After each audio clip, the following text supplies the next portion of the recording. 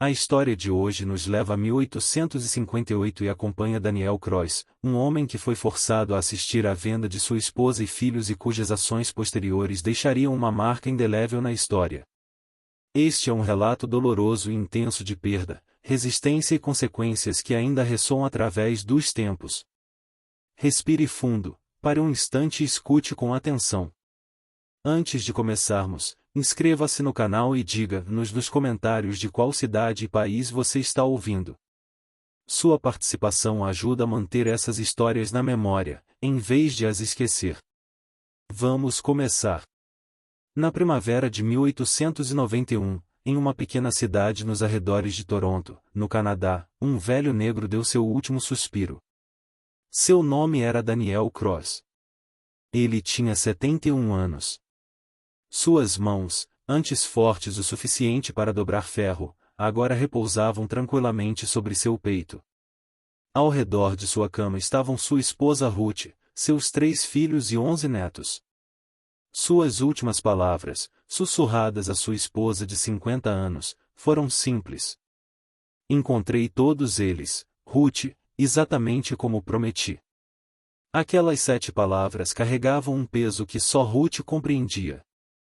Porque 53 anos antes, em um lugar chamado Natchez, Mississippi, Daniel Croix havia feito uma promessa que o transformaria do escravo mais obediente do condado no homem mais temido que o sul dos Estados Unidos já vira. Esta não é uma história sobre escravidão. Esta é uma história sobre o que acontece quando se tira tudo de um homem que não tem mais nada a perder.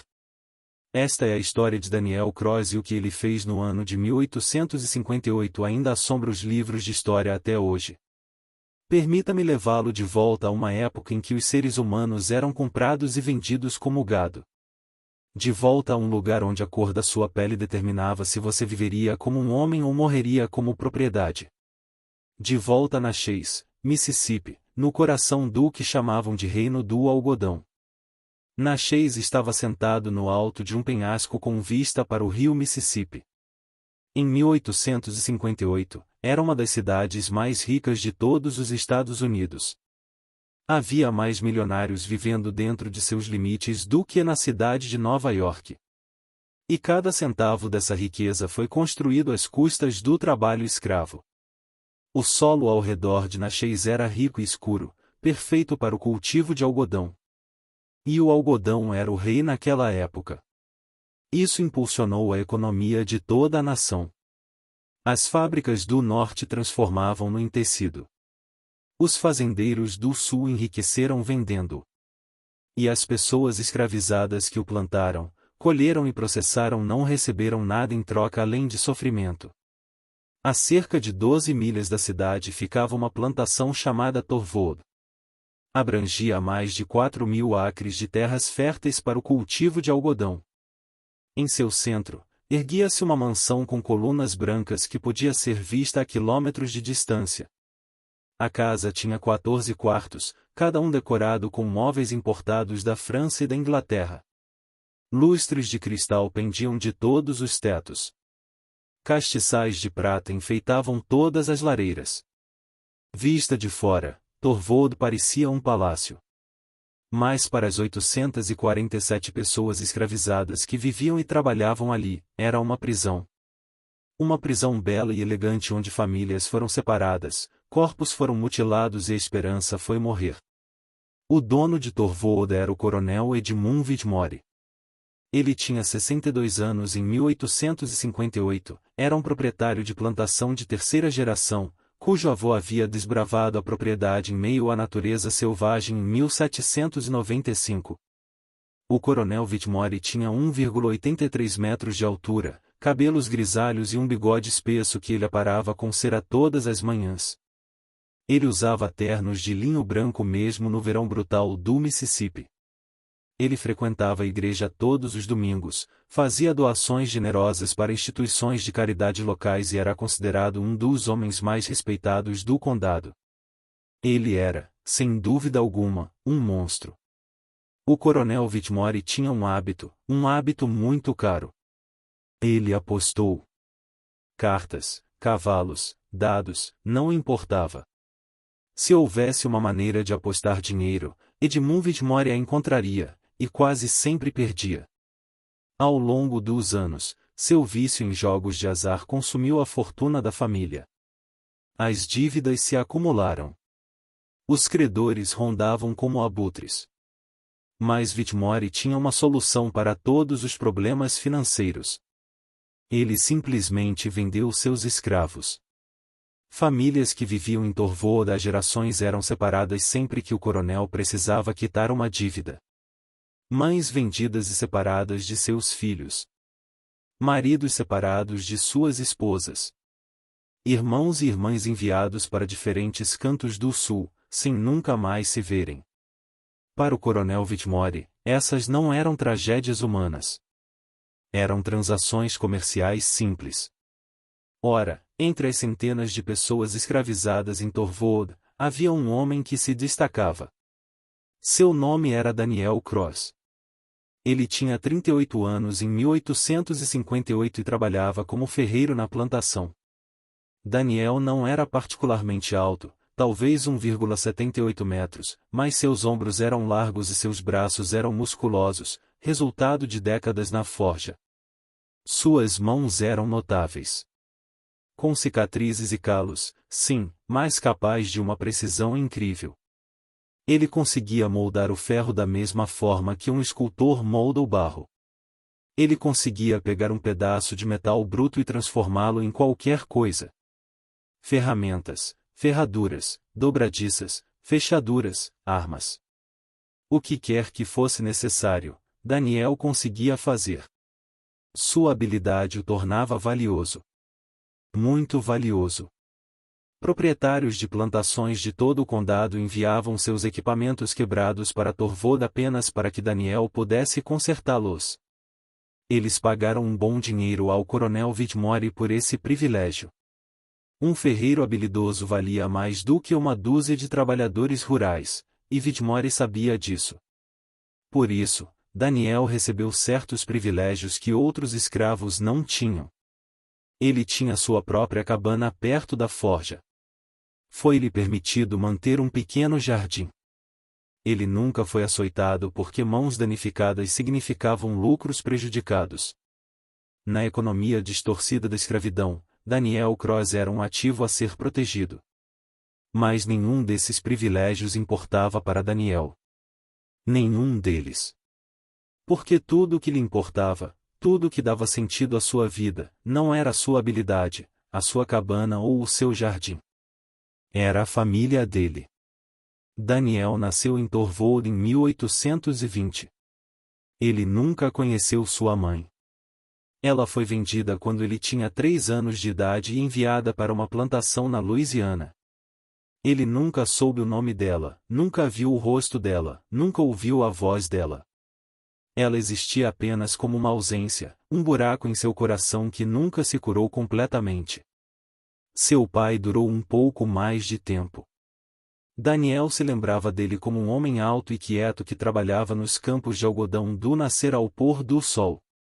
Quando Daniel tinha 7 anos, seu pai tentou fugir. Eles o capturaram 2 dias depois, a cerca de 24 quilômetros ao norte da plantação. O supervisor o usou como exemplo. Ele foi açoitado até que suas costas ficassem em carne viva, e depois deixado amarrado a um poste sob o sol de verão. Ele morreu 3 dias depois em decorrência de uma infecção. Daniel assistiu a tudo. Ele tinha 7 anos de idade. Depois disso, Daniel aprendeu a lição mais importante que um escravo poderia aprender. Mantenha a cabeça baixa. Trabalhe duro. Nunca reclame. Nunca resista. Nunca dê a eles um motivo para notarem você. Sobreviver significava ficar invisível. Assim, Daniel tornou-se invisível. Ele trabalhava na forja. Ele aperfeiçoou sua arte. Ele só falava quando lhe dirigiam a palavra. Ele nunca olhou um homem branco nos olhos. Ele nunca levantou a voz. Durante 30 anos, Daniel Cross foi o escravo perfeito, o modelo de obediência. E ele odiou cada segundo daquilo.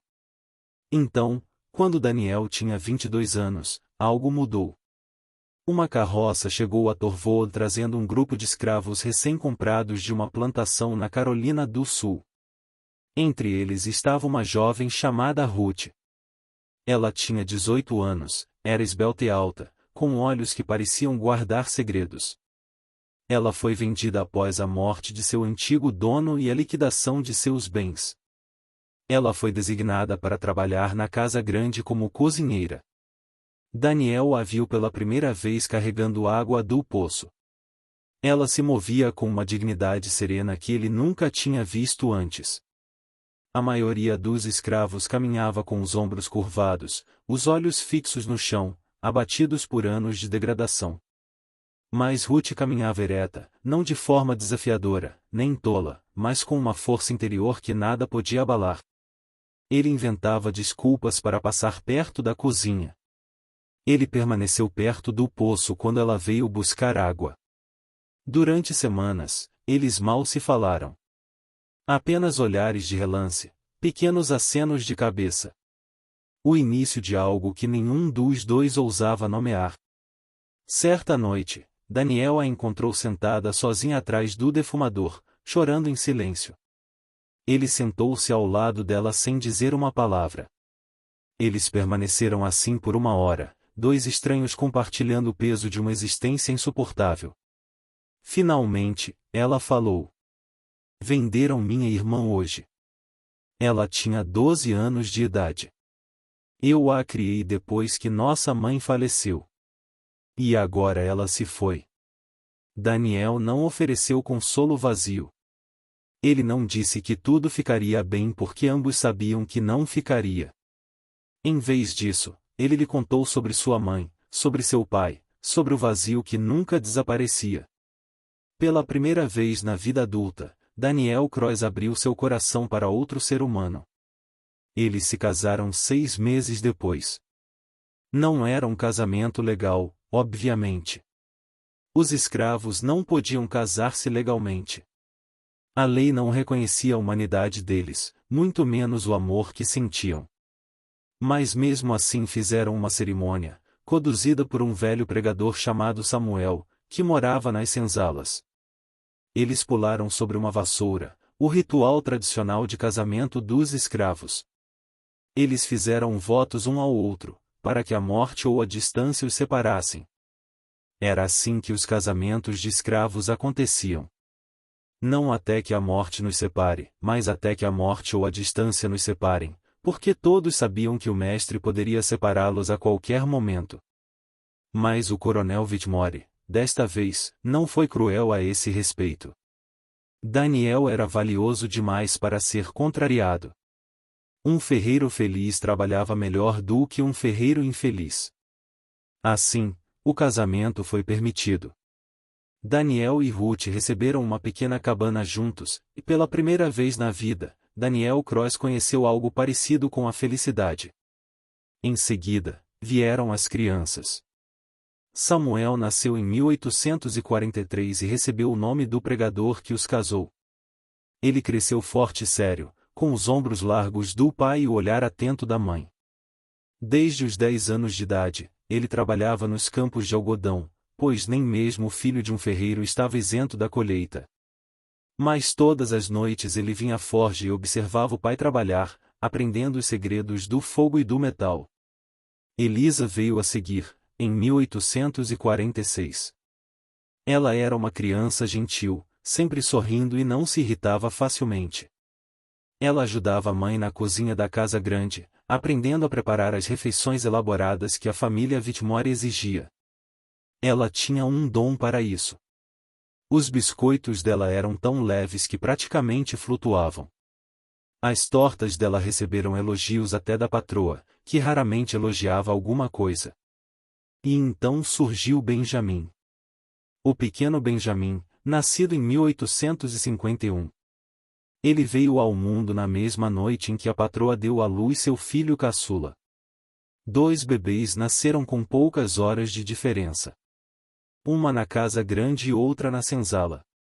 Aquele destinado a herdar milhares de hectares e centenas de seres humanos. O outro estava destinado a ser propriedade dele. Benjamim era a alegria da vida de Daniel. Enquanto Samuel era sério e Elisa era gentil, Benjamim era pura alegria. Ele ria constantemente. Ele fazia 1000 perguntas por dia. Ele seguia o pai para todo lado, fascinado pelas faíscas que saíam da forja, pelo chiado do metal quente mergulhado na água, pela transformação do ferro bruto em ferramentas úteis. Daniel o segurava no colo e lhe contava histórias, não histórias da África, porque Daniel não tinha tais histórias para contar. Sua família estava na América há gerações, sua terra natal esquecida, sua história apagada. Mas ele contava histórias de esperança, de um lugar no norte onde os negros eram livres, de um futuro que poderia ser diferente do passado. Durante 16 anos, Daniel construiu sua vida em torno de sua família. Cada golpe de martelo, cada hora na forja, cada momento de obediência e submissão, tudo era por eles. Ele os protegeria. Ele os manteria juntos. Ele faria de tudo para que o que aconteceu com sua mãe e seu pai jamais acontecesse com sua esposa e filhos. Ele acreditava que, se fosse bom o suficiente, obediente o suficiente, valioso o suficiente, eles estariam seguros. Ele estava errado.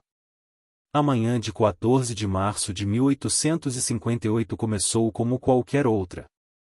Daniel acordou antes do amanhecer, beijou Ruth na testa e caminhou até a forja. O fogo já ardia quando ele chegou, alimentado pelo jovem aprendiz que dormia num canto. Daniel começou seu trabalho, moldando um novo eixo para uma das carroças da plantação. O clangor rítmico de martelos batendo em metal ecoava no ar. O sol nasceu. O dia começou. Por volta do meio da manhã, uma carroça chegou à casa principal. Daniel percebeu de longe, mas não deu importância. Carroças iam e vinham o tempo todo. Provavelmente era uma entrega. Tecido para a patroa, ferramentas para o campo, nada de incomum. Mas então ele ouviu os gritos. Era a voz de Ruth. Ele soube disso imediatamente. Ele sabia disso instintivamente. Sabia disso como um homem sabe que seu próprio coração bate. E gritava de um jeito que ele nunca tinha ouvido antes.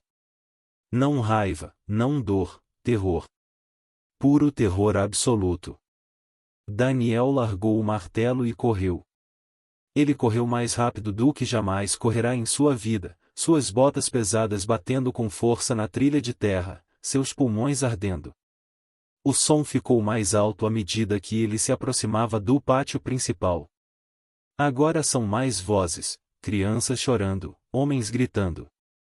Ao chegar ao quintal, ele viu uma cena que ficaria gravada em sua memória para o resto da vida. Ruth estava de joelhos na terra. Um homem branco que Daniel não reconheceu a segurava pelos cabelos, arrastando-a em direção à carroça. Ela estava arranhando o chão, gritando, lutando com todas as suas forças.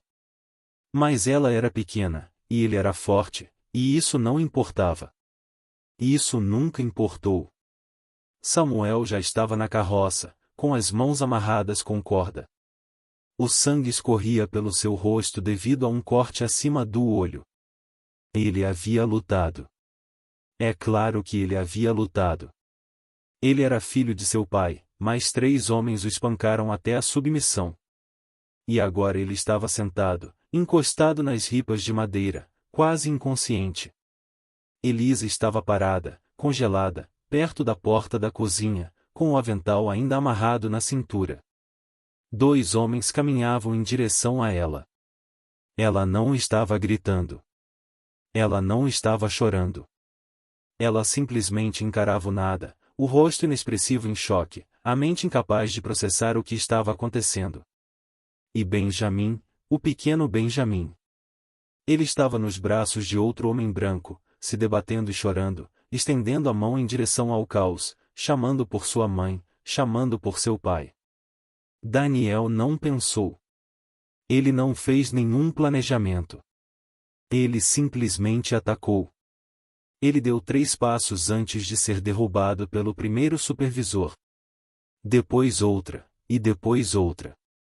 Foram necessários 5 homens para derrubar Daniel Cross. 5 homens o seguraram enquanto ele se debatia e rugia como um animal ferido. Eles pressionaram o rosto dele contra a terra.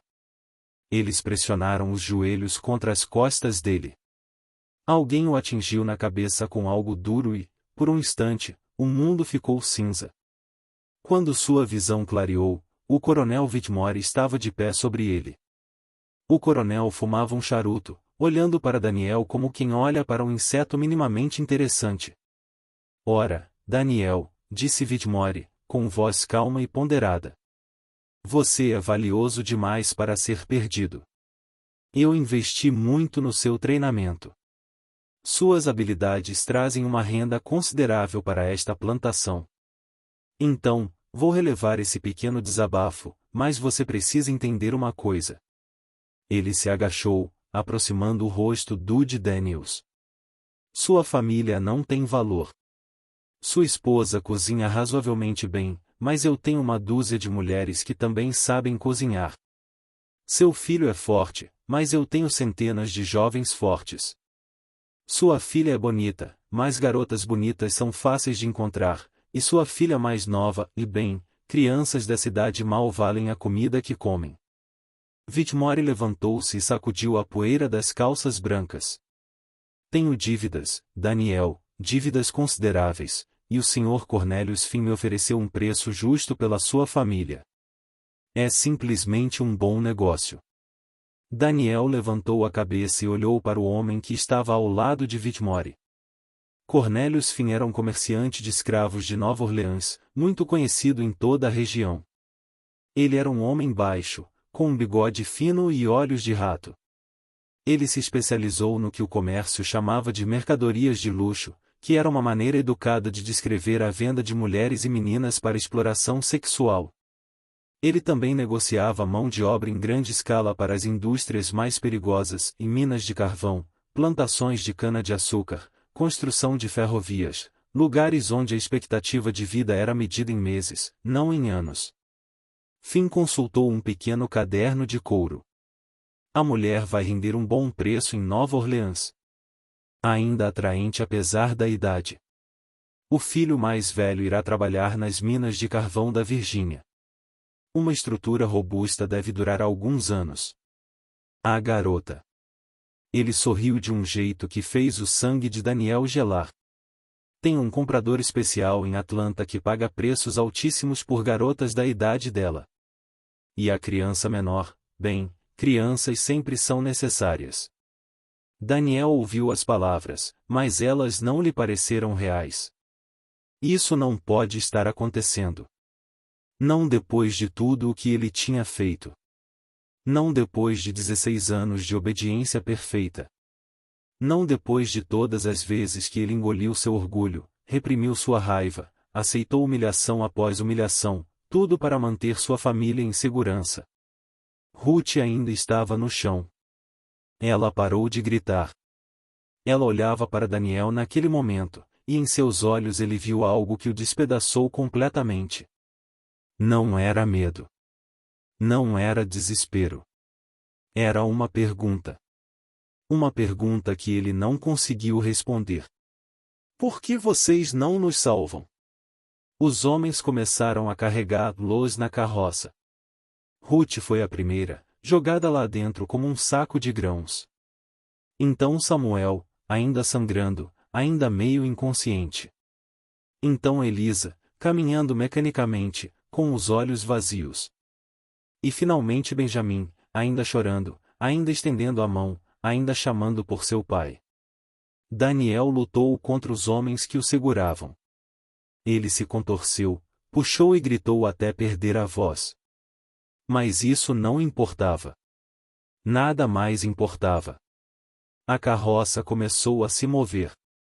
Ruth conseguiu se sentar. Ela olhou para trás, para Daniel. E naquele momento, ela pronunciou as palavras que mudariam tudo.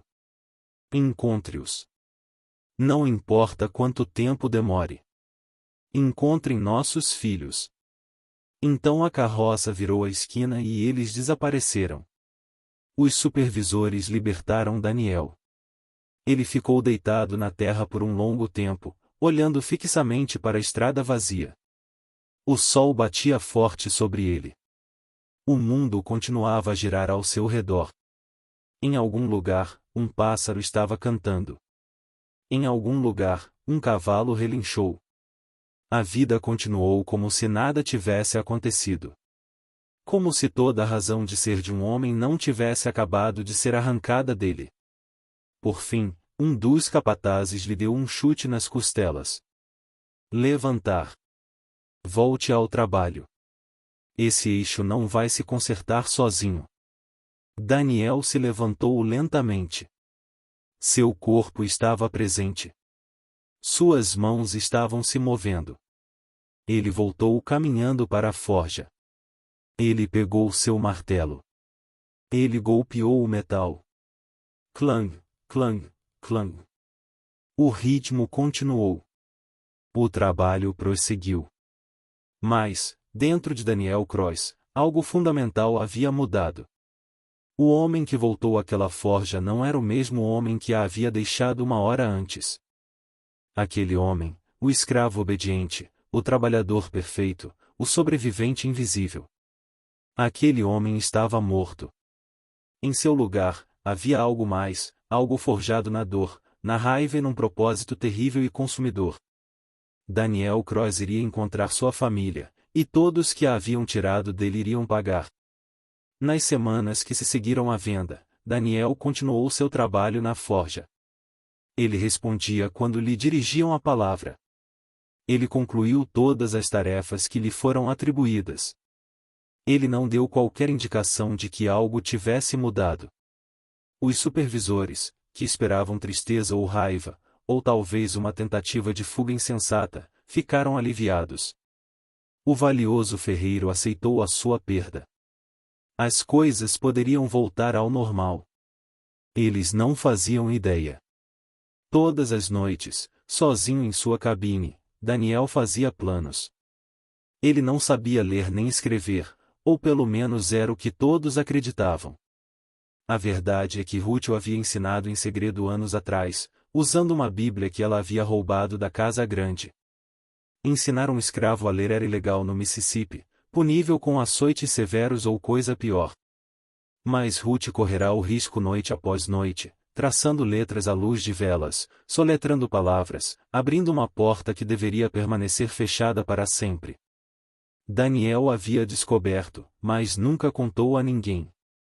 Agora que o conhecimento secreto se tornou sua maior arma, ele começou a reunir informações. Lentamente, com cuidado, ouvindo conversas que não lhe devia ouvir, observando, esperando. Cornelius Finn havia levado sua família para Nova Orleans. Isso ele sabia. Mas Nova Orleans era apenas um ponto de distribuição. De lá, seriam vendidos novamente, espalhados por diferentes cantos do sul. Daniel precisava de informações mais específicas. Ele precisava saber exatamente para onde cada membro de sua família havia sido enviado, e precisava fazer isso sem que ninguém suspeitasse de seus planos. Sua oportunidade surgiu 3 semanas após a venda. Chegou uma carroça de uma plantação vizinha com o cubo da roda quebrado. O motorista era um homem negro chamado Thomas, um cocheiro escravizado que havia levado a família de seu senhor para passear por toda a região. Thomas era conhecido como um homem que ouvia coisas, fofocas, rumores e notícias de outras plantações. A informação fluía pela rede de pessoas escravizadas como água por canais subterrâneos, invisíveis aos olhos brancos, mas vitais para a sobrevivência dos negros. Daniel consertou a roda. Enquanto trabalhava, ele fazia perguntas casuais, perguntas que poderiam ser explicadas como mera curiosidade. Thomas tinha ouvido falar alguma coisa sobre os escravos vendidos em Torwood. Ele sabia para onde eles tinham sido enviados? Thomas olhou para Daniel por um longo momento. Ele entendeu o que realmente estava sendo perguntado e compreendeu o risco de responder. Mas Thomas havia perdido um irmão para o tráfico de escravos 10 anos antes. Ele conhecia a dor. Ele conhecia o desespero. E assim ele falou. Ruth havia sido vendida para um lugar em Nova Orleans chamado Magnolia House. Era um bordel de luxo no bairro francês que atendia a homens brancos ricos. As mulheres vendidas ali raramente duravam muito tempo. A combinação de abuso, doença e desespero geralmente os matava em poucos anos.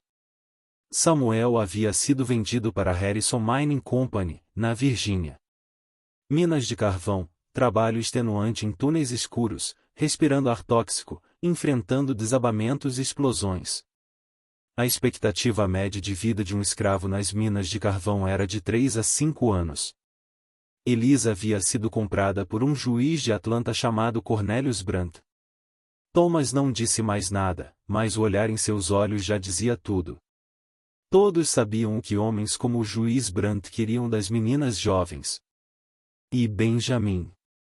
O pequeno Benjamin havia sido vendido para uma família em Vicksburg, Mississippi, um fazendeiro chamado Marcus Webb, que o comprou como companheiro para seu filho de 19 anos. Um brinquedo vivo, um saco de pancadas, um objeto para a crueldade gratuita. Daniel memorizou cada detalhe, cada nome, cada local. E quando Thomas partiu, Daniel retornou à sua forja com uma nova chama ardendo dentro de si. Ele agora sabia onde sua família estava. 4 locais diferentes, 4 estados diferentes, separados por centenas de quilômetros. Uma tarefa impossível para qualquer homem, uma tarefa impossível para um escravo que não podia viajar livremente, que não tinha dinheiro, recursos ou aliados. Mas Daniel Croix não era um homem qualquer. E ele tinha uma vantagem que ninguém suspeitava. Ele sabia como construir coisas, qualquer coisa, inclusive as coisas de que precisaria para travar uma guerra solitária contra a instituição que havia destruído sua família. Nos 6 meses seguintes, Daniel trabalhou em segredo. Durante o dia, ele cumpria suas tarefas normais, ferrar cavalos, arrumar ferramentas, consertar carroças, tudo o que o coronel Whitmore esperava. Mas à noite, sob a luz tênue de sua forja, ele criava outras coisas. Uma faca fina e mortal, feita para encaixar no cabo oco de seu martelo favorito. Ele podia carregá-lo para qualquer lugar sem levantar suspeitas. Um conjunto de gazouas forjadas a partir de sucata de metal, capazes de abrir qualquer fechadura que ele já tivesse encontrado. Ele passou anos consertando fechaduras para proprietários de plantações em todo o condado. Ele conhecia intimamente as fraquezas deles. Chaves. Chaves mestras copiadas de originais que passaram por sua forja para reparo. Chaves dos galpões, dos depósitos e da própria casa grande. Um trecho de corrente com elos deliberadamente enfraquecidos. Parecia idêntica a uma corrente comum, mas podia ser quebrada com um único puxão forte. E algo especial. Algo em que ele trabalhava apenas nas horas mais escuras da noite, quando tinha certeza de que ninguém o veria. Daniel estava se preparando para a guerra. Mas as armas não bastavam. Ele também precisava de informações. Ele precisava saber as rotas entre as plantações, os horários das patrulhas, a localização de casas seguras ao longo da ferrovia subterrânea e os contatos que poderiam ajudar um escravo fugitivo a desaparecer. Para isso, ele recorreu à rede invisível que existia entre os escravizados. Uma palavra sussurrada aqui, um olhar significativo ali. Lentamente, com cuidado, ele reuniu informações. Uma senhora idosa que trabalhava na lavanderia tinha um primo em Memphis que conhecia um condutor de trem. Um camponês que certa vez escapara e fora recapturado, mas antes de ser pego, ele aprenderá as raízes através dos pântanos. Um empregado doméstico ouviu por acaso o patrão discutindo o sistema de recompensas pela captura de fugitivos, revelando assim o modo de operação dos caçadores. Peça por peça, Daniel montou um mapa, não em papel, que pudesse ser descoberto, mas em sua mente. rotas, contatos, casas seguras e pontos de perigo, tudo gravado na memória com perfeição. Em setembro de 1858, ele estava pronto. O dia 12 de setembro foi uma noite sem lua. Daniel escolheu isso deliberadamente. A escuridão seria sua aliada. Ele também escolheu esse local porque sabia que o coronel Whitmore estaria ausente, participando de uma corrida de cavalos em Visburgo. O supervisor encarregado durante a ausência do coronel era um homem chamado Patterson, um bêbado que geralmente ficava inconsciente às 9 horas da manhã. À meia-noite, Daniel fez sua jogada. Primeiro, ele foi até a senzala.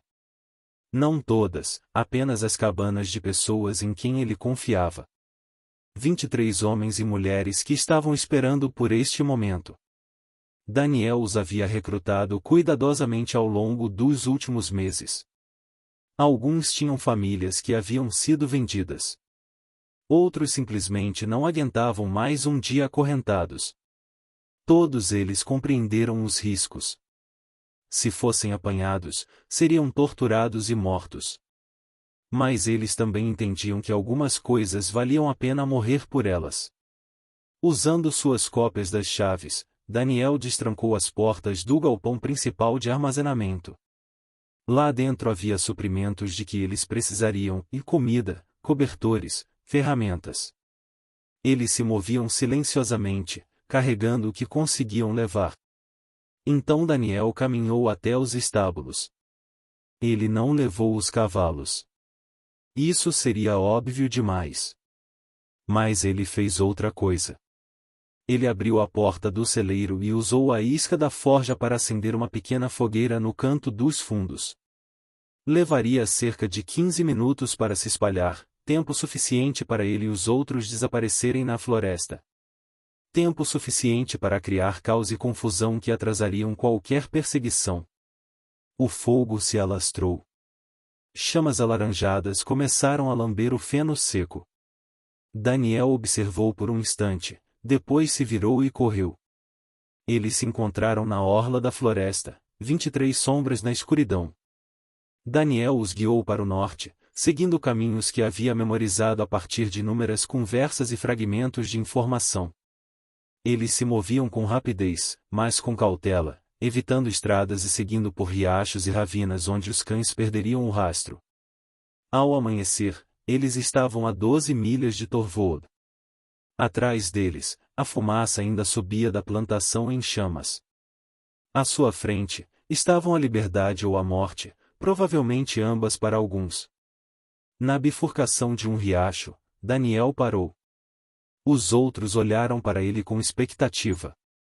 É aqui que nos separamos, disse ele em voz baixa. Os contatos da ferrovia estão a 3 quilômetros ao norte. Eles o levarão até a próxima estação e de lá até a fronteira.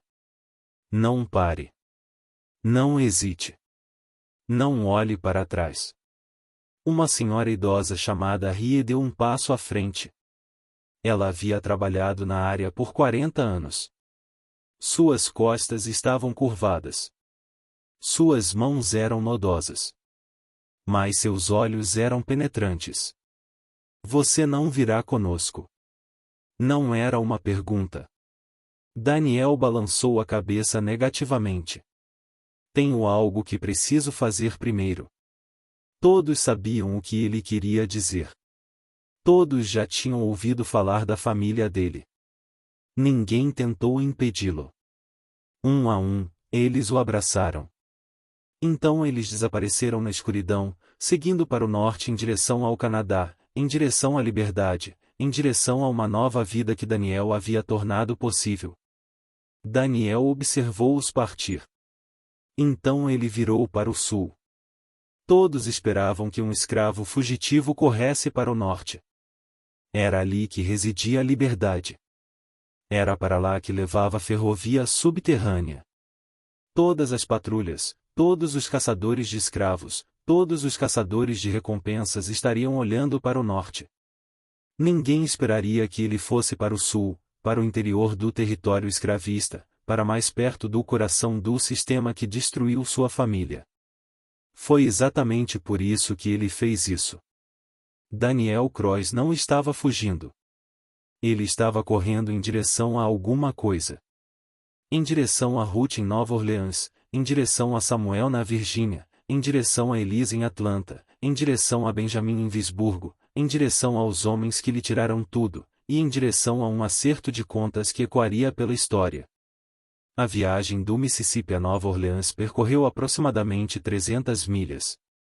Para um homem branco a cavalo, era uma viagem de talvez 5 dias. Para um escravo fugitivo viajando a pé, deslocando-se apenas à noite, evitando todas as estradas, vilas e fazendas, a jornada durava quase 3 semanas. Daniel se movia como um fantasma pela região selvagem da Louisiana. Ele aprenderá a ler a terra da mesma forma que outros homens liam livros. A posição das estrelas indicava a direção. O comportamento dos animais o alertou sobre a aproximação de humanos. A textura do solo revelava se um caminho era frequentemente percorrido ou se estava abandonado há muito tempo. Ele comia o que conseguia encontrar. Frutos silvestres, raízes, e ocasionalmente um coelho apanhado numa armadilha que ele fazia com trepadeiras. Durante o dia, ele dormia escondido em matagais, troncos ocos ou prédios abandonados, sempre com um olho aberto, sempre pronto para correr. Os cartazes de recompensa apareceram uma semana após sua fuga. O coronel Whitmore ofereceu $5.000 pela captura de Daniel, a maior recompensa da história do Mississippi. Os cartazes o descreviam em detalhes: 38 anos, 1,78 metros de altura, físico musculoso, mãos com cicatrizes, ferreiro habilidoso. Eles alertaram que ele era perigoso e possivelmente estava armado. Eles autorizaram o uso de força letal, se necessário. Daniel viu um desses cartazes pregado em uma árvore perto de Baton Rouge. Ele ficou nas sombras e leu sua própria descrição, seu próprio preço.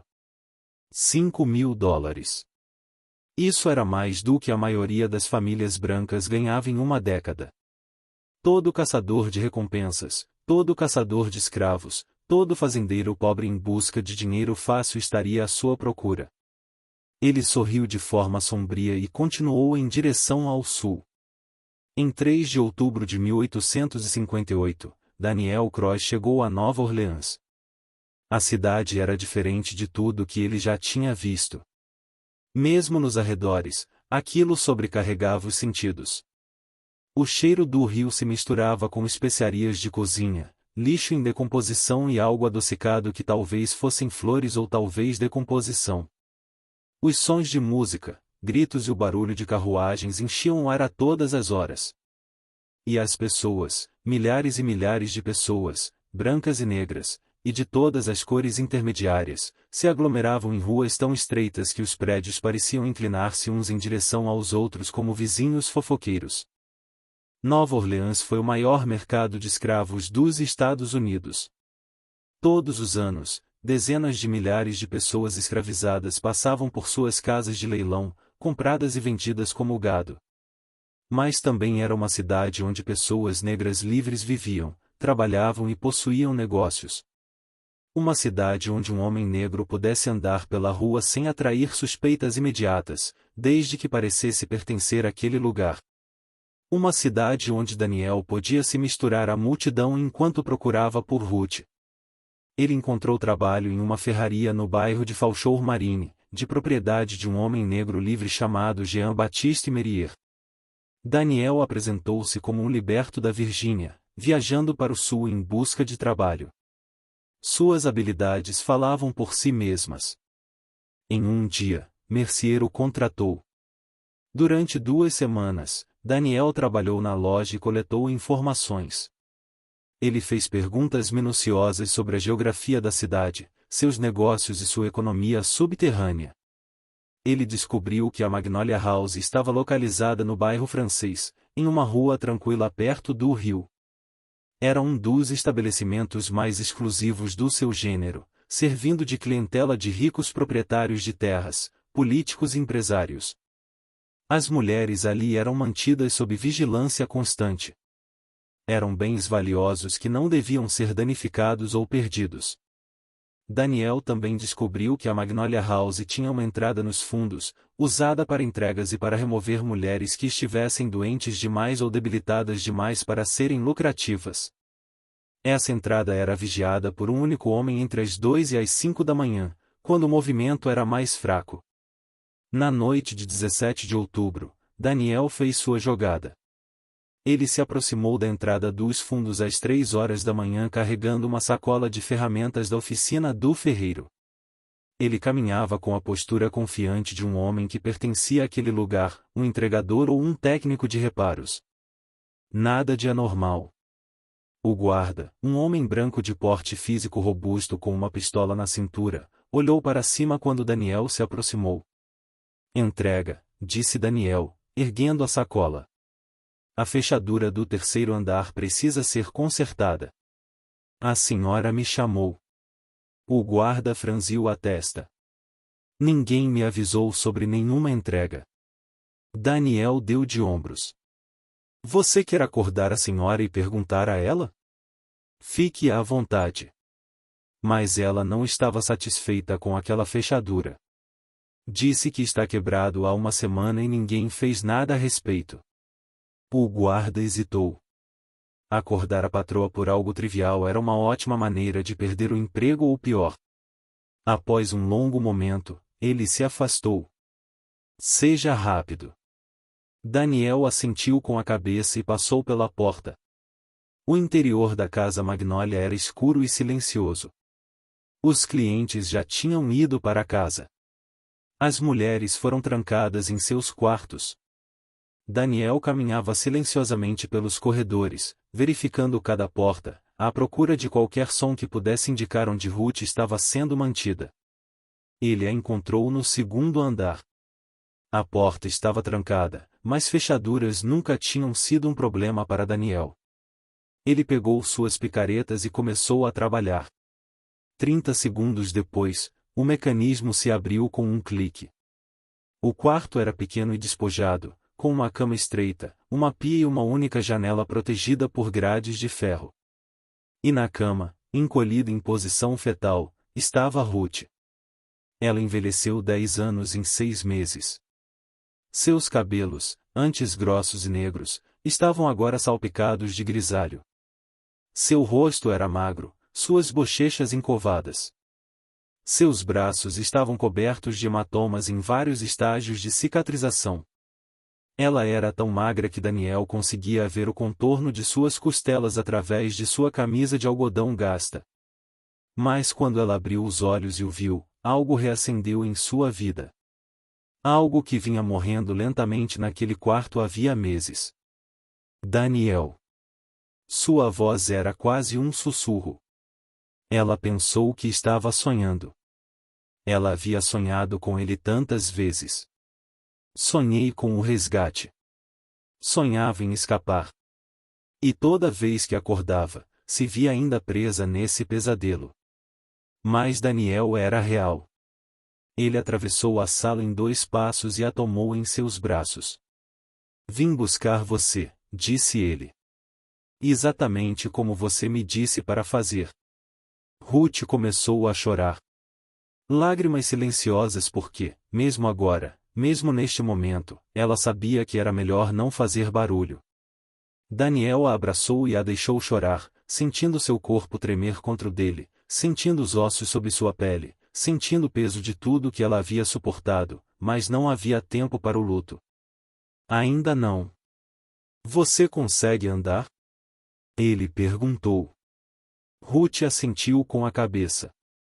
Ela rastejaria se fosse preciso. Ela se arrastaria por cacos de vidro se isso significasse sair daquele lugar. Daniel ajudou-a a levantar-se. Ele passou o casaco em volta dos ombros dela. Então ele a conduziu de volta pelos corredores, passando pelo guarda adormecido, que não ouvirá nada, pela porta dos fundos, para a noite de Nova Orleans. Eles estavam a 2 quarteirões de distância quando a Magnolia House explodiu em chamas. Daniel havia deixado um presente, um pequeno dispositivo que ele mesmo construíra na forja, um recipiente com óleo de baleia conectado a um pavio de queima lenta. Quando alguém percebeu o incêndio, ele já havia se alastrado para os andares superiores. Quando os bombeiros chegaram, o prédio já estava completamente tomado pelas chamas. 23 homens morreram no incêndio da Magnolia House. Os jornais chamaram o ocorrido de um acidente trágico. Uma lâmpada acesa perto das cortinas. Negligência que custou vidas. Ninguém suspeitou de incêndio criminoso. Ninguém associou isso ao escravo fugitivo do Mississippi. Mas Daniel sabia, e Ruth sabia. E pelo resto de suas vidas, nenhum dos dois falou sobre isso. Daniel e Ruth passaram 2 semanas escondidos no sótão de uma casa segura em Nova Orleans, uma estação da ferrovia subterrânea administrada por uma mulher negra livre chamada Adelaide. Durante essas 2 semanas, Ruth foi recuperando suas forças aos poucos. Ela comeu. Ela dormiu. Ela começou a voltar a ter a mesma aparência de antes. Mas ela também contou a Daniel o que lhe havia acontecido. Tudo, cada detalhe, cada horror. Ela contou para ele porque precisava que ele entendesse. Ela precisava que ele soubesse porque o que eles estavam fazendo não era justificado, mas sim necessário. Quando ela terminou, Daniel ficou sentado em silêncio por um longo tempo. Então ele falou: "Vou encontrar os outros. Samuel, Elisa, Benjamim, eu vou trazê-los de volta." Ruth olhou para ele. Ela não tentou dissuadi-lo. Ela sabia que seria inútil. Em vez disso, ela disse algo que o surpreendeu. "Eu vou com você." Daniel começou a protestar. A viagem seria perigosa. Ela ainda estava fraca. Se fossem pegos juntos, ambos morreriam. Mas Ruth o deteve com um olhar. "Eles também são meus filhos. Não os carreguei por 9 meses, não cuidei deles durante as febres, não os vi dar os primeiros passos, apenas para deixar que outra pessoa os resgatasse. Se morrermos, morreremos juntos. Mas eu não vou ficar para trás." Daniel sabia que era melhor não discutir. E, para falar a verdade, ele não queria. Ele passou 6 meses sozinho, carregando sua dor e sua raiva como um peso físico. A ideia de enfrentar o que estava por vir com Ruth ao seu lado era mais do que um consolo. Foi uma tábua de salvação. Em 1º de novembro de 1858, Daniel e Ruth partiram de Nova Orleans em direção ao norte, rumo à Virgínia. A viagem até a Harrison Mining Company durou 2 meses. O inverno havia chegado, e as estradas estavam lamacentas e perigosas. Mas o frio também jogou a favor deles. Menos patrulhas, menos caçadores de recompensas dispostos a enfrentar as intempéries por uma chance de ganhar dinheiro. Daniel e Ruth seguiram firmemente para o norte, permanecendo em casas seguras quando possível e acampando em áreas selvagens quando não era seguro. Eles chegaram a Richmond, Virgínia, no final de dezembro. As minas de carvão estavam localizadas a cerca de 48 quilômetros a oeste da cidade, no sopé dos Montes Apalaches. Daniel encontrou trabalho em uma ferraria na cidade, assim como havia feito em Nova Orleans. Ruth encontrou trabalho como lavadeira para uma família rica, uma posição que lhe permitiu coletar informações sobre as operações de mineração na região. A Harrison Mining Company pertencia a um homem chamado Harrison Cole. Ele tinha 45 anos, era um ex-oficial do exército que investiu sua aposentadoria militar na mineração de carvão e fez fortuna. Ele possuía 300 trabalhadores escravizados que labotavam em suas minas de 12 a 16 horas por dia. O trabalho foi brutal além de qualquer descrição. Homens rastejavam por túneis estreitos, mal dando para se ajoelhar, extraindo carvão com picaretas e pás, respirando um ar denso de poeira que escurecia seus pulmões. Os desabamentos eram comuns. As explosões eram frequentes. A expectativa média de vida de um escravo nas minas de Harrison era de 3 anos. Samuel estivera lá durante 9 meses. Daniel soube por contatos na comunidade negra local que Samuel ainda estava vivo, mas por um fio. Ele havia perdido 3 dedos em um acidente de mineração. Ele tossia constantemente, um sinal de que a poeira de carvão já estava destruindo seus pulmões. Ele havia sido açoitado 2 vezes por trabalhar muito devagar, mas estava vivo, e isso era tudo que importava. As minas eram fortemente guardadas.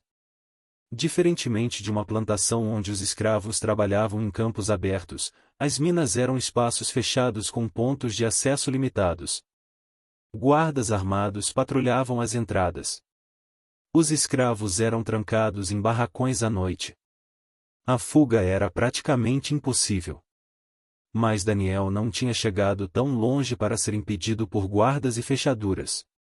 Na véspera de Natal de 1858, enquanto Harrison Cole e sua família celebravam um feriado com um jantar suntuoso, Daniel colocou seu plano em ação. Ele passou semanas estudando a planta da mina. Ele sabia que o poço principal tinha 3 túneis de ventilação que davam acesso à superfície. Esses túneis eram pequenos demais para um adulto rastejar, mas eram grandes o suficiente para jogar coisas dentro deles. Coisas como bombas de fumaça feitas com uma mistura de enxofre e carvão, projetadas para encher os túneis com gases asfixiantes e forçar uma evacuação. Às 9 horas daquela noite, Daniel acendeu as bombas de fumaça e as lançou em 2 dos dutos de ventilação. Em poucos minutos, uma densa fumaça cinza começou a sair da entrada da mina. Os guardas gritaram em confusão. Os sinos tocaram. Os escravos saíam cambaleando dos túneis, tossindo e ofegando, desesperados por ar puro. Em meio ao caos, Daniel entrou na mina pelo 3º poço de ventilação, que ele havia deixado livre. Ele se movia na escuridão com uma pequena lâmpada, procurando por Samuel. Os túneis formavam um labirinto, ramificando-se e cruzando-se em padrões que não faziam sentido para quem não os conhecia. Mas Daniel subornou um antigo escravo das minas para conseguir um mapa, e o seguiu fielmente. Ele encontrou Samuel em um túnel lateral perto do fundo da mina. Seu filho estava quase irreconhecível. 9 meses de trabalho brutal transformaram o jovem forte em um esqueleto. Suas costelas eram visíveis através da pele. Seus olhos estavam fundos. Sua mão direita estava envolta em bandagens sujas que cobriam os tocos onde antes estavam seus dedos. Ele estava sentado encostado na parede do túnel, fraco demais para se mexer, esperando que alguém lhe dissesse o que fazer. Quando viu Daniel, ele não acreditou. Ele achava que a fumaça havia afetado sua mente. Ele pensou que ia morrer e essa visão foi enviada para confortá-lo. Mas então Daniel falou: "Levante-se, filho. Sua mãe está esperando." Os olhos de Samuel se arregalaram e então, pela primeira vez em 9 meses, ele sorriu. Daniel carregou o filho nos braços pelos túneis e para fora, através do poço de ventilação. Eles emergiram no ar frio da noite, cercados pelo caos. Os guardas corriam por todo lado, tentando organizar a evacuação, tentando localizar os escravos e tentando descobrir o que tinha acontecido. Ninguém percebeu as 2 figuras sombrias desaparecendo na floresta. Mas Daniel não havia terminado. 3 horas depois, após Samuel e Ruth estarem em segurança escondidos numa casa de fazenda a 8 quilômetros de distância, Daniel retornou ao acampamento de mineração. O caos havia diminuído. Os escravos estavam sendo conduzidos de volta para seus barracões. Os guardas estavam retornando aos seus postos. O próprio Harrison Cole havia descido de casa para avaliar a situação, ainda vestido com suas melhores roupas de jantar de Natal. Daniel observava da escuridão da floresta. Ele esperou até que Cole estivesse sozinho, de pé perto da entrada da mina, gritando ordens para seus homens. Então Daniel saiu das sombras. Cole o viu e franziu a testa. "Quem diabos é você?" Daniel não respondeu. Ele caminhou em direção a Cole com passos lentos e deliberados. Cole tentou pegar a pistola que estava em seu quadril, mas Daniel foi mais rápido. Ele agarrou o pulso de Cole, torceu e ouviu o osso estalar. A pistola caiu no chão. Cole gritou. Daniel pegou a pistola e pressionou-a contra a testa de Cole. Meu filho trabalhou na sua mente por 9 meses. Ele perdeu 3 dedos. Ele vai tossir sangue pelo resto da vida. Quero que você saiba por que isso está acontecendo com você. Os olhos de Cole estavam arregalados de terror. Ele tentou falar, implorar, oferecer dinheiro. Mas Daniel não estava interessado em palavras. Ele arrastou Cole até a borda do poço de mineração mais profundo. Foi uma queda vertical de mais de 60 metros, direto para a escuridão. Isto é para Samuel, disse Daniel, e empurrou Harrison Cole para dentro do fosso. O grito durou muito tempo. Então parou. Daniel desapareceu na noite. Pela manhã, ele estava a 80 quilômetros de distância, seguindo para o sul em direção a Atlanta com Ruth e Samuel. A viagem até a Geórgia levou mais um mês. Samuel estava fraco, e eles tiveram que se mover lentamente. Mas ele ficava mais forte a cada dia. O ar fresco ajudou seus pulmões. A comida ajudou o corpo dele. E saber que seu pai viera buscá-lo, que entrará no próprio inferno para resgatá-lo, fortaleceu seu espírito. Ruth contou a Samuel sobre a casa da Magnólia, sobre o que havia acontecido lá, sobre o incêndio. Samuel escutou em silêncio. Quando ela terminou, ele olhou para o pai com uma nova compreensão. Quantos mais? Ele perguntou. 2. Daniel disse. Sua irmã e seu irmão. Então, terminamos. Samuel assentiu com a cabeça. Ele não pediu detalhes. Ele não precisava. Ele compreendeu o que seu pai estava fazendo. E ele queria ajudar. Eles chegaram a Atlanta no início de fevereiro de 1859.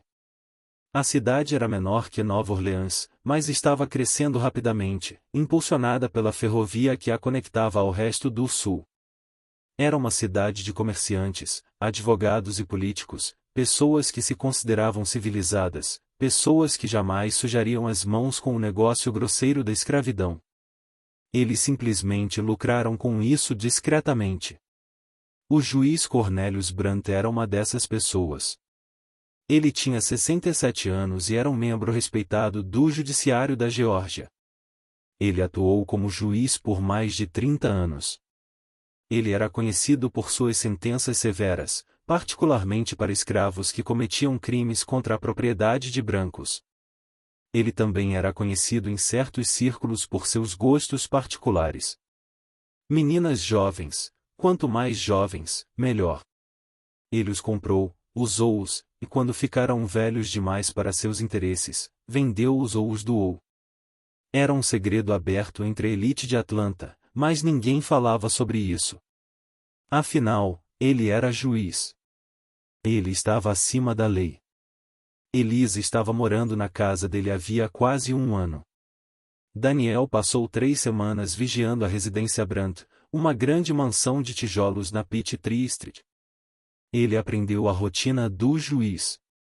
Ele aprendeu os horários de entrada e saída dos criados. Ele descobriu em quais quartos Elisa ficava. Ele descobriu tudo. E então ele aprendeu outra coisa. Algo que mudou seus planos. O juiz Brandt estava morrendo. O idoso havia sido diagnosticado com câncer de estômago. Ele tinha talvez 6 meses de vida. Ele já estava fraco, raramente saindo da cama. Ele havia contratado empregados adicionais para cuidar dele em seus últimos dias. Daniel planejava matá-lo rapidamente, com uma faca na escuridão, um fim silencioso para uma vida monstruosa. Mas agora ele reconsiderou. A morte foi uma vitória fácil demais para Cornelius Brandt. Na noite de 23 de fevereiro de 1859, Daniel entrou na mansão Brandt por uma janela do segundo andar. O quarto do juiz ficava no terceiro andar, no final de um longo corredor. Daniel moveu-se silenciosamente pela casa, evitando os criados, subindo as escadas até chegar à porta no final do corredor. Ele abriu a fechadura e entrou. O quarto cheirava a doença. O juiz Brandt estava deitado em uma enorme cama de dossel, apoiado em travesseiros, com o rosto pálido e magro. Ele estava acordado, lendo documentos jurídicos à luz de velas. Ao ver Daniel, ele não gritou. Ele simplesmente olhou para ele com olhos cansados. Você veio me roubar? Daniel caminhou até a lateral da cama. Ele olhou para o homem que havia levado sua filha, que havia feito coisas indizíveis com ela por quase um ano, que teria continuado até que ela estivesse destruída irreparavelmente. Não, disse Daniel. Vim para garantir que você sofra. O que aconteceu nas 3 horas seguintes nunca foi registrado em nenhum documento oficial. Os criados não ouviram nada. Os vizinhos não ouviram nada. Quando encontraram o juiz Brandt na manhã seguinte, ele ainda estava vivo, mas implorava para que o matassem. Ele implorou por mais 47 dias antes que a morte finalmente chegasse. O médico disse que era câncer. O câncer e suas complicações. Nada de suspeito. Mas Daniel sabia. E em algum lugar daquele inferno que aguardava homens como Cornelius Brandt, o juiz também sabia. Elisa foi encontrada em um quarto trancado no segundo andar. Ela era magra e silenciosa, com os olhos vazios e o espírito quase extinto. Mas quando Daniel a carregou para fora daquela casa e a levou até onde Ruth estava esperando, algo dentro dela começou a se curar. Sua mãe a abraçou, chorou e disse que tudo havia acabado. Finalmente acabou. E Elisa acreditou nela. Mais uma. Só mais uma. Benjamin estava em Vicksburg, Mississippi, a menos de 80 quilômetros de Torwood. Daniel estava voltando para o lugar onde tudo começou. Eles viajaram para o oeste, atravessando o Alabama e chegando ao Mississippi. Daniel enviou Ruth, Samuel e Elisa à frente para Memphis, onde contatos na ferrovia subterrânea os manteriam em segurança. Ele os encontraria lá depois de recuperar Benjamin. Mas primeiro, havia algo que ele precisava fazer. Vicksburg ficava situado em altos penhascos com vista para o rio Mississippi. Era uma localização estratégica, uma cidade rica, um centro de comércio e cultura. A família Webb morava em uma casa branca com colunas na rua Cherry, com vista para o rio. Marcus Webb era um corretor de algodão que fez fortuna comprando e vendendo as colheitas de outras pessoas. Seu filho, também chamado Marcus, tinha 19 anos, um jovem mimado que nunca havia trabalhado um dia sequer na vida. Benjamin tinha sido seu brinquedo por quase um ano. Desta vez, Daniel não se preocupou com sutilezas. Ele não assistiu. Ele não fez nenhum planejamento. Ele caminhou até a porta da frente da casa virtual no meio da tarde e a arrombou com um chute. O velho Marcus Webb estava na sala de estar lendo um jornal. Ele ergueu os olhos, surpreso, quando Daniel entrou. Qual o significado de? Daniel o atingiu uma vez, um único golpe na têmpora, e Webb desmaiou. O jovem Marcus desceu correndo as escadas, com um chicote na mão, pronto para disciplinar qualquer escravo que tivesse causado aquela perturbação. Ele parou quando viu Daniel. Quem é você? Eu sou o pai de Benjamin. O rosto do jovem Marcus perdeu a cor. Ele sabia. Ele sabia o que tinha feito. Ele sabia o que merecia. Ele tentou fugir. Daniel o alcançou ao pé da escada. O chicote caiu no chão com um estrondo. Daniel o arrastou para a sala de estar e o jogou contra a parede. A senhora Webb apareceu no topo da escada, gritando. Daniel a ignorou. Onde está meu filho? O jovem Marcus chorava agora, com lágrimas e ranho escorrendo pelo rosto. Ele apontou para a parte de trás da casa. O galpão. Ele está no galpão. Por favor, eu não quis dizer que Daniel o atingiu novamente, e desta vez com mais força. O jovem Marcos caiu e não se levantou. Daniel atravessou a casa e saiu pela porta dos fundos. O barracão era uma pequena estrutura de madeira perto da divisa da propriedade. Não tinha janelas. A porta estava trancada com um cadeado. Daniel quebrou a fechadura com um único golpe de pedra. Lá dentro, encolhido sobre um monte de palha suja, estava Benjamim. Ele tinha 8 anos agora, mas parecia mais jovem. Ele era minúsculo, desnutrido e coberto de hematomas e vergões. Ele estremeceu quando Daniel entrou, levantando as mãos para proteger o rosto. Por favor, ele sussurrou. Eu vou me comportar. Eu vou me comportar. Daniel sentiu algo se quebrar dentro dele, algo que ele havia mantido unido durante meses de viagens, violência e vingança. Ele caiu de joelhos ao lado do filho e o abraçou. Sou eu, Benjamim. É o seu pai. Vim te levar para casa. Benjamim não acreditou nisso a princípio. Ele havia deixado de acreditar na esperança há muito tempo. Mas Daniel o abraçou, sussurrou para ele e o embalou suavemente, como fazia quando Benjamim era bebê, quando o mundo era seguro, simples e cheio de promessas.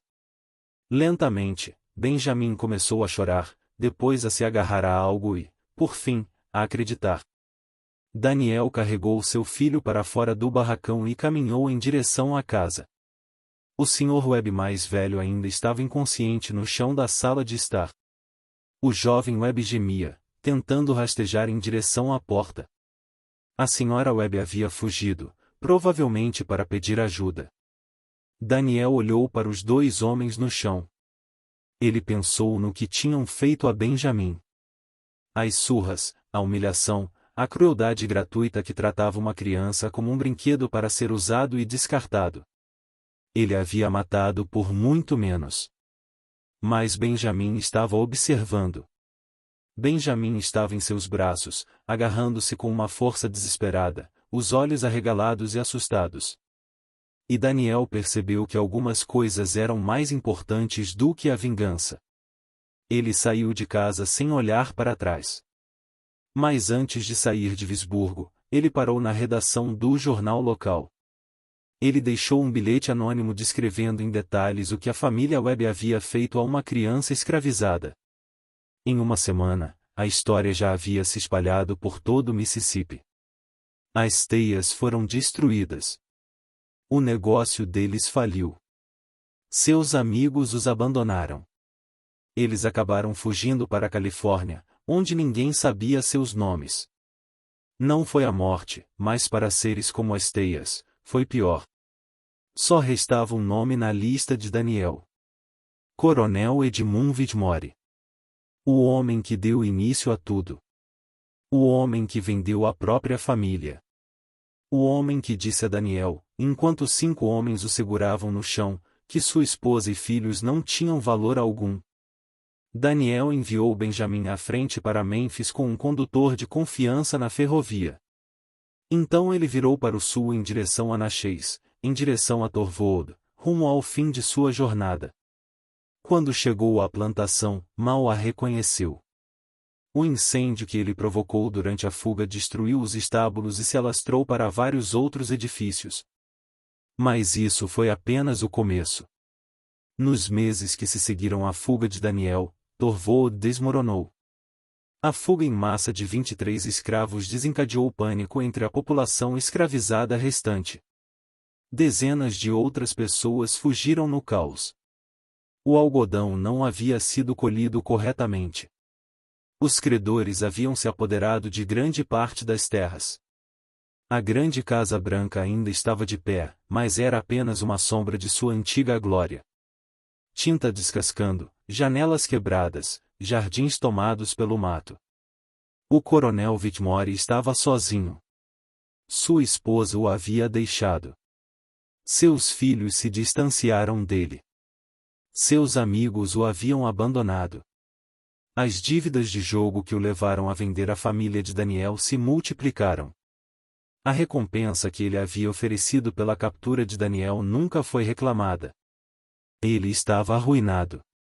Daniel o encontrou na biblioteca, cercado por garrafas vazias, olhando para o nada. O outrora orgulhoso dono da plantação era agora um velho acabado, à espera da morte. Daniel ficou parado na porta por um longo momento.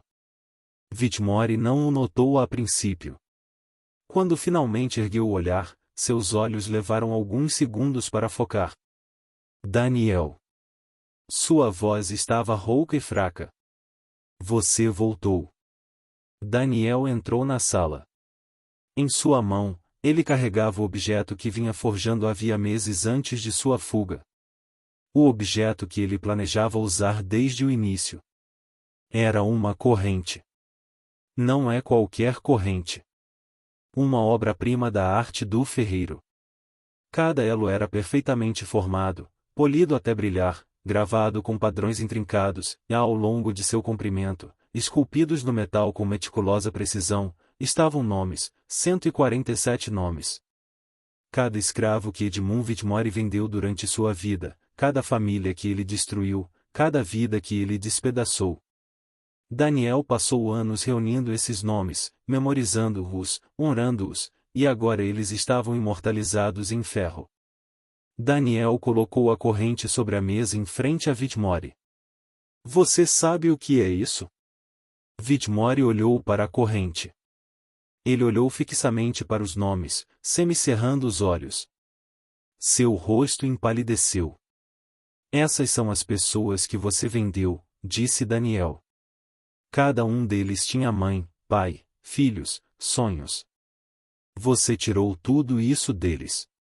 Você os tratou como animais, piores que animais. E você não perdeu o sono por isso. Whitmore abriu a boca para falar, mas Daniel não havia terminado. Você me disse que minha família não valia nada. Você se lembra disso? Disse que minha esposa era só uma cozinheira, meu filho só um brutamontes, minha filha só um rostinho bonito, meu bebê não valia a comida que comia. Daniel se aproximou. Eu os encontrei. Todos. Eu os trouxe de volta. E todos que os tiraram de mim estão mortos ou desejam estar. Whitmore começou a tremer. Ele entendeu agora. Entendeu o que Daniel tinha feito. Do que Daniel era capaz. Por favor, sussurrou ele. Me desculpe. Eu sinto muito. Eu não sabia. Eu não entendi. Daniel olhou para ele. Aquele homem que o possuía, que controlava cada aspecto de sua vida há 38 anos, que tinha o poder de vida e morte sobre centenas de seres humanos e que exercia esse poder com crueldade gratuita. Você sabia, disse Daniel, você simplesmente não se importava. O que aconteceu naquela biblioteca nas horas seguintes nunca foi oficialmente registrado. Os criados fugiram. Os vizinhos já haviam parado de visitá-lo há muito tempo. Não havia ninguém para testemunhar o que Daniel Cross fez com o coronel Edmund Whitmore. Mas existem histórias, contos sussurrados transmitidos por gerações nas comunidades negras do Mississippi. Dizem que Whitmore foi encontrado 3 dias depois, ainda vivo. A corrente estava tão apertada em seu corpo que cortou sua carne. Dizem que ele implorou pela morte por semanas antes que ela finalmente chegasse. Dizem que seus gritos podiam ser ouvidos a quilômetros de distância. Daniel Cross deixou Torvold pela última vez enquanto o sol nascia sobre os campos de algodão. Ele não olhou para trás. Não havia mais nada para ver. 6 semanas depois, Daniel cruzou para o Canadá com sua família. Eles se estabeleceram em uma pequena cidade chamada Buckton, a cerca de 80 quilômetros a leste de Detroit. Era uma comunidade fundada por ex-escravos, um lugar onde pessoas negras podiam possuir terras, abrir negócios e criar famílias em paz. Daniel nunca mais tocou numa forja. Ele já havia passado tempo suficiente trabalhando com fogo e metal. Em vez disso, tornou-se professor.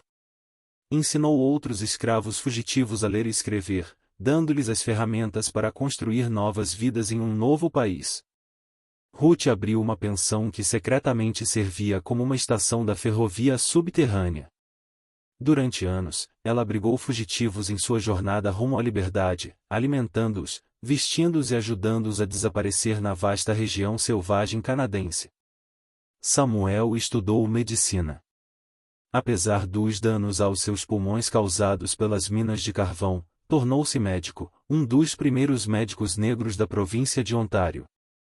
Passou sua carreira tratando pacientes que não tinham a quem recorrer, escravos, negros livres e brancos pobres que não podiam pagar por médicos brancos. Elisa nunca se recuperou totalmente do que lhe fizeram. Ela nunca se casou.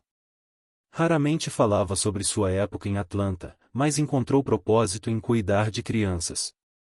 Ela fundou um orfanato para crianças negras, muitas delas filhos e filhas de escravos que não haviam conseguido alcançar a liberdade. Ela as criou com um amor feroz, determinada a que jamais conhecessem os horrores que ela havia vivenciado. E Benjamim, o pequeno Benjamim, que fora comprado como brinquedo para o filho de um homem rico, tornou-se advogado. Após o fim da Guerra Civil e a abolição da escravatura, ele retornou aos Estados Unidos. Passou os 40 anos seguintes rastreando antigos proprietários de escravos e levando-os à justiça. Venceu caso após caso, garantindo indenização para ex-escravos, expondo os crimes do antigo sistema de plantações e assegurando que o mundo jamais se esquecesse do que havia sido feito. Daniel Cross faleceu em 14 de março de 1891, exatamente 33 anos depois de sua família ter sido vendida e separada dele. Estava cercado por sua esposa, seus filhos, seus 11 netos e as inúmeras vidas que tocou em seus anos como professor e condutor de trem. Suas últimas palavras foram para Ruth, e eu os encontrei a todos, exatamente como prometi. Ruth segurou sua mão e sorriu. Suas lágrimas. Eu sei que você fez. Eu sempre soube que faria. Daniel Cross foi enterrado no cemitério de Buckton, ao lado dos túmulos de outros ex-escravos que fizeram a jornada rumo à liberdade. Sua lápide não menciona nada do que ele fez em 1858 e 1859. Nenhuma menção a Magnolia House, às Minas Harrison, ao juiz Brandt ou à família Webb. Nenhuma menção ao coronel Whitmore ou à corrente com 147 nomes. Simplesmente se lê, Daniel Cross, 1820, 1891. Marido, pai, professor, ele cumpriu sua promessa. A história de Daniel Cross nunca foi escrita nos livros de história oficiais. Os jornais da época registraram os eventos como acidentes, coincidências, tragédias sem relação entre si. Um incêndio em um bordel de Nova Orleans. Um acidente em uma mina na Virgínia. Um juiz morrendo de causas naturais. Uma família arruinada por um escândalo. Um dono de plantação encontrado morto em sua biblioteca. Mas a verdade sobreviveu de outras maneiras. Nas histórias sussurradas, passadas de pais para filhos nas comunidades negras do Sul. Nas canções que falavam de um homem que caminhou até o inferno e trouxe sua família de volta. Nas lendas do ferreiro que forjou sua própria justiça quando a lei se recusou a fornecê-la. E agora você também conhece a verdade. Daniel Cross não era um santo. Ele matou homens. Ele incendiou prédios. Ele fez coisas que nenhuma lei poderia tolerar. Mas ele as fez pelo único motivo que realmente importava. Ele as fez por amor. O sistema que o escravizava era vasto e poderoso, protegido por toda a autoridade da lei, dos costumes e da tradição. Dizia-lhe que sua família era propriedade, que seu amor não valia nada, que seus filhos poderiam ser vendidos como animais e que ele não tinha o direito de se opor. Daniel Cross discordava e estava disposto a incendiar o mundo para provar isso. Algumas pessoas o chamavam de monstro. Outras o chamavam de herói. A verdade provavelmente está em algum lugar entre os dois. Mas uma coisa é certa. Quando tiraram tudo de Daniel Cross, cometeram um erro. Criaram algo muito mais perigoso do que um escravo. Criaram um homem sem nada a perder e com tudo pelo que lutar. E no fim, esse homem venceu. Esta foi a história de Daniel Cross. Uma história que assombra a história. Uma história que jamais será esquecida.